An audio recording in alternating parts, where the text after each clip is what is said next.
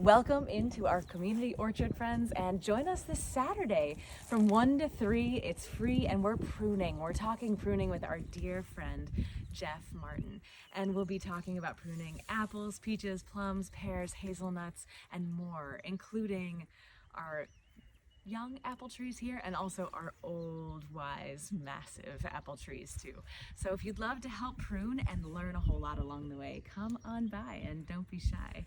And also, this is a community orchard, friends. We've planted dozens and dozens of apples, peaches, plums, and pears, and apricots, and nuts. Oh, so many delights. Not for us as our orchard, but our orchard, all of our orchard, for all of us, for all generations and all species yet to come. So yes, we are not interested in selling you fruit. We want to share this fruit, and we'd love to thus also share the experience of tending this orchard with you too. So stay tuned for lots of invitations upcoming to laugh and learn together and to be weeding and doing all kinds of things, as well as eating the fruit together in fall too. Our goal here is that we are in such deep relationship with these trees and with each other that by the time the fruit forms each fall, we've already been so nourished and the sweetness is almost secondary. So yes, we have so many fruit and nut trees to share across the years in this orchard, and we also have fruit and nut trees that we share every spring.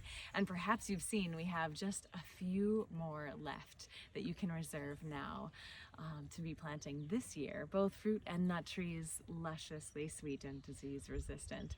And we also have a free online course that is all about organic orcharding as well, because we're learning constantly and we love to share everything that we're learning with everyone we love. Daffy, would you like to join me? Come on up.